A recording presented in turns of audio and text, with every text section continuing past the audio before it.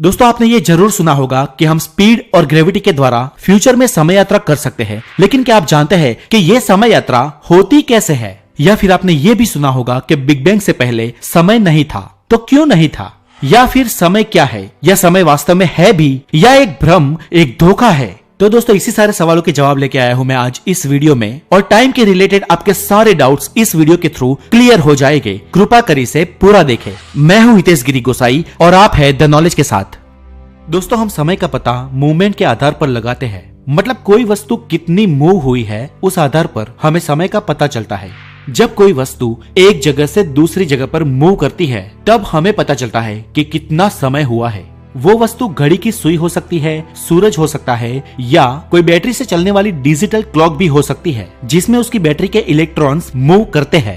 तो इस तरह हम असल में मूवमेंट के आधार पर समय का अनुमान करते हैं, और हमने अपने हिसाब से इस मूवमेंट को पर्टिकुलर नाम भी दे दिया है कि जब घड़ी की सुई यहाँ से वहां तक पहुंचेगी तो 1 मिनट होगा, और वहां से वहां तक पहुंचेगी तो 1 घंटा, या जब सूरज निकलेगा तो 1 दिन होगा, और जब पृथ्वी सूरज का 1 चक्कर पूरा करेगी तो 1 साल। तो इस तरह हमने घड़ी की सुई से लेकर अंतरिक्ष में अपने आप हो रही चीजों की मूवमेंट को समय का नाम दे दिया है। तो दोस्तों इस तरह समय असल में चीजों की ही मूवमेंट है, और इसे स्पेस टाइम कहते हैं। इस पूरे ब्रह्मांड में हर चीज अपनी जगह से मूव हो रही है, फिर भले ही वो एक पूरे साल में 1 सेंटीमीटर के करोड़वें हिस्से जितनी धीमी ही मूव क्यों ना हो रही हो, पर वो वस्तु मूव हो रही होगी। और दोस्तों जब कोई चीज मूव होती है तो वो घिसती है, और जब वो घिसती है तो वो घिस कर नष्ट हो जाती है। उदाहरण ले तो कोई घड़ी जब चलती है तब वो मूव होती है, उसके पुर्जे घिसते हैं और वो पुरानी होकर नष्ट हो जाती है। वैसे ही जब हम इंसान जिंदा होते हैं तो हमारे शरीर के सेल्स और मॉलिक्यूल्स मूव होते हैं, और वो घिसते रहते हैं, और वो एक दिन इतने घिस जाते हैं कि हम बूढ़े हो जाते हैं और हम नष्ट हो जाते हैं। लेकिन दोस्तों अगर हम घड़ी को या हमारे शरीर को किसी तरह फ्रीज कर सके तो हम इसे घिसने से बचाकर लंबे समय तक टिक सकते हैं, पर बहुत लंबे समय तक नहीं, क्योंकि पड़े पड़े भी उसके अंदरूनी मॉलिक्यूल्स धीमी गति से ही सही लेकिन मूव तो हो ही रहे होंगे। और इस तरह मूवमेंट के चलने से, या यूं कहें कि समय के बीतने से, उसका नाश तो होगा ही होगा।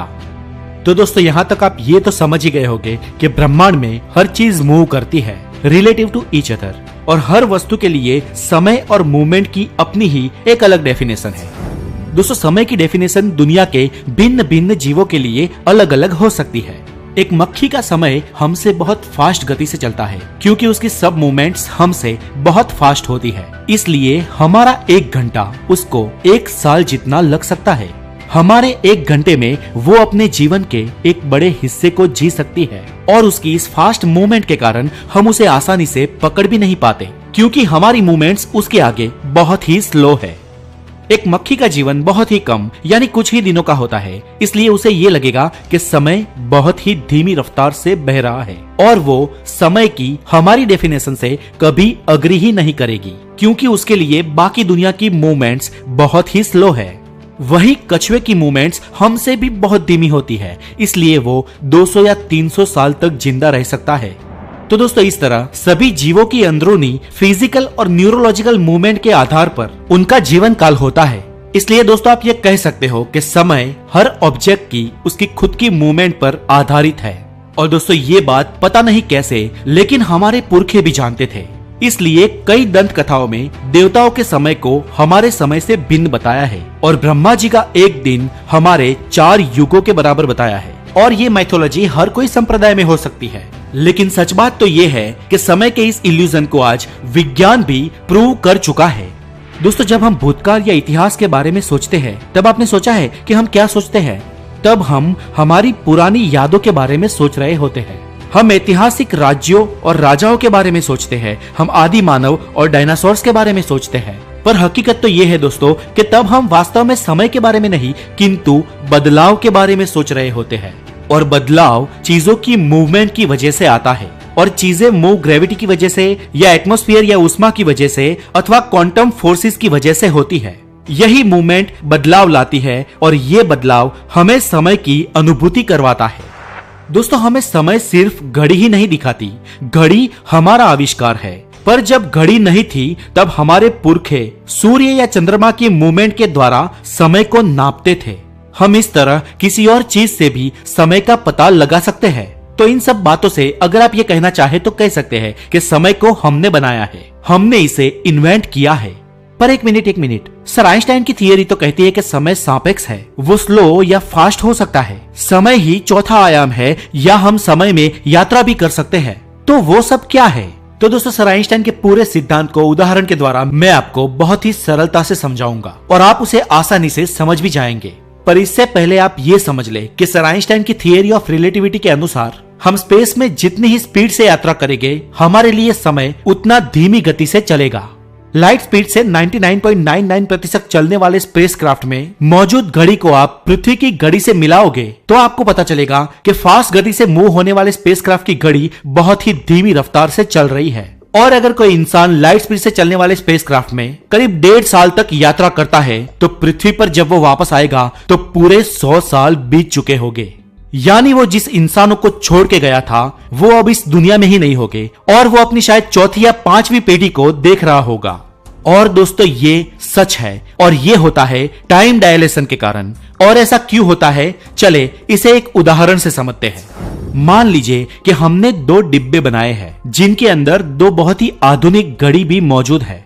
अब प्रकाश की एक किरण इस बंद डब्बे में ऊपर और नीचे मूव करती रहती है और इस किरण को डिब्बे के एक छोर से दूसरे छोर तक टकराने में 1 सेकंड का समय लगता है। डिब्बे के ऊपर वाले छोर से नीचे टकराने का मतलब है 1 सेकंड और टकराकर फिर ऊपर वाले छोर तक पहुंचने का मतलब है दूसरी सेकंड। अब हमने इन 2 डिब्बों में से एक को स्पेस में स्थिर रखा है और दूसरे को स्पेस में हाई स्पीड से चलने वाले रॉकेट में यात्रा करने के लिए भेज दिया है। अब दोस्तों इस एक्सपेरिमेंट में आप पाएंगे कि स्थिर डिब्बे में प्रकाश की बीम समान गति से डिब्बे के दोनों छोरों से टकराती है, लेकिन स्पेस में मूव हो रहे डिब्बे में प्रकाश की बीम को दोनों छोरों से टकराने में ज्यादा वक्त लग रहा है। ये इसलिए हो रहा है क्योंकि डिब्बे की स्पीड के कारण अब प्रकाश को अधिक सफर तय करना पड़ रहा है, इसलिए अब उसे डिब्बे के दोनों छोरों तक पहुंचने में ज्यादा वक्त लग रहा है। दोस्तों अब हमारी क्लॉक तो तभी सेकंड को काउंट करेगी जब प्रकाश की बीम डिब्बे के छोर से टकराएगी। इसलिए यहाँ आप देख रहे हैं कि गति कर रहे डिब्बे के सेकंड्स स्लो हो गए हैं, यानी कि समय धीमा हो गया है। अब मान लो कि स्पेस में मूव हो रहा डिब्बा खुद प्रकाश की गति से मूव होने लगे तो क्या हो? तो दोस्तों इस परिस्थिति में प्रकाश जितना अंतर काटेगा उसके साथ डिब्बा भी उतना ही आगे चला जाएगा। इसलिए प्रकाश की किरण डिब्बे के छोर से टकरा ही नहीं पाएगी, वो डिब्बे के साथ ही स्थिर गति से यात्रा करेगी और हमारा क्लॉक अगला सेकंड काउंट ही नहीं कर पाएगा, मतलब कि समय रुक जाएगा। दोस्तों हमारी आम डिजिटल क्लॉक भी उसकी बैटरी में मौजूद इलेक्ट्रॉन्स की मूवमेंट के कारण ही हमें समय दिखाती है। और दोस्तों इस आम घड़ी को भी प्रकाश की रफ्तार से यात्रा कराई जाए तो उसमें मौजूद इलेक्ट्रॉन्स इस लाइट स्पीड पर मूव नहीं कर पाएंगे और तब हमारी वो घड़ी भी स्टॉप हो जाएगी। यही कारण है दोस्तों कि हमारे हाई स्पीड से मूव कर रहे सैटेलाइट्स की क्लॉक्स काफी समय बाद कुछ नैनोसेकंड स्लो हो गई थी। इसलिए आज हमें स्पेस की घड़ियों को पृथ्वी की घड़ियों से मिलाने के लिए हर साल उसका टाइम चेंज करना पड़ता है। और दोस्तों ये टाइम चेंजिंग का फर्क बहुत मामूली सा हो सकता है, पर ये फर्क हमें ये बताता है कि हम इस टाइम डायलेशन के कारण भविष्य में यात्रा कर सकते हैं। तो दोस्तों यहाँ पर हमने देखा कि हम स्पेस में जितनी ही स्पीड से यात्रा करेंगे उतना ही समय हमारे लिए धीमी गति से बीतेगा। इसलिए स्पीड के थ्रू तो हम समय यात्रा कर ही सकते हैं, लेकिन दोस्तों समय यात्रा करने का एक और माध्यम भी है जो है ग्रेविटी। दोस्तों हम ब्रह्मांड में जितनी ही ज्यादा ग्रेविटेशनल फोर्स वाले पिंड के पास खड़े होंगे समय हमारे लिए उतना ही धीमी गति से बहेगा। फॉर एग्जाम्पल ब्लैक होल की ग्रेविटी सबसे अधिक होती है, इसलिए उसके पास उसके इवेंट होराइजन के बाहर अगर हम खड़े रहते हैं तो वहां पर हमारे लिए समय पृथ्वी के मुकाबले बहुत ही धीमी गति से चलेगा।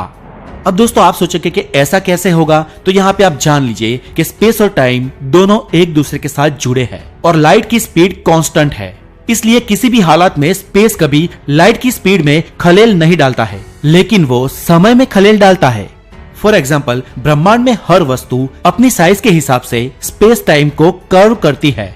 मानो कि वो हमारे सूरज जितनी बड़ी चीज है तो वो स्पेस टाइम को ज्यादा कवर करेगी, और हमारी पृथ्वी जितनी छोटी है तो वो स्पेस को कम कवर करेगी। इसे आप एक पूरे गद्दे जैसा भी समझ सकते हैं कि चीज जितनी ज्यादा भारी होगी वो गद्दे को भी उतना ही ज्यादा मोड़ेगी, उतना ही ज्यादा अंदर ठसाएगी। और स्पेस के इस मुड़ाव के कारण जो बड़े पिंड छोटे पिंड को अपनी ओर खींचते हैं उसी को ही स्पेस की ग्रेविटी कहते हैं।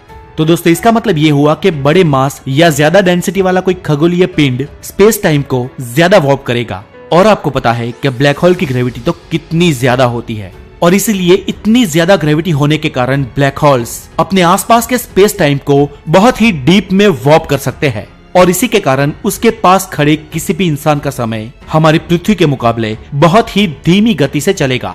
तो दोस्तों इस पूरे वीडियो से आप समझ ही गए होंगे कि समय आखिर क्या है। समय स्पेस और मूवमेंट के कारण ही जन्मा है, और इसीलिए हम ये मानते हैं कि बिग बैंग से पहले समय का कोई अस्तित्व ही नहीं होगा, क्योंकि तब ना स्पेस था और ना ही मूवमेंट, और स्पेस और मूवमेंट में आने वाले बदलाव को ही हम समय के रूप में मानते हैं। और दोस्तों सर आइंस्टाइन ने यह कहा है कि हम हाई स्पीड के थ्रू या हाई ग्रेविटी के थ्रू फ्यूचर में समय यात्रा कर सकते हैं, लेकिन सर आइंस्टाइन ने कभी यह नहीं कहा कि हम पास्ट में समय यात्रा कर सकते हैं। और हमारी मौजूदा थियरी के आधार पर तो भूतकाल में समय यात्रा करना संभव नहीं है। दोस्तों ये वीडियो आपको कैसी लगी हमें जरूर बताएं, और अगर आपके कोई क्वेश्चन है तो हमें कमेंट बॉक्स में जरूर लिखें। और लेटेस्ट अपडेट्स के लिए आप मुझे इंस्टाग्राम पे भी फॉलो कर सकते हैं, जिसका लिंक नीचे डिस्क्रिप्शन में दिया हुआ है। और हेल्दी नॉलेज के लिए द नॉलेज को जरूर सब्सक्राइब करें। फिर मिलेंगे हेल्दी नॉलेज के साथ, तब तक के लिए खुश रहे, टेक केयर।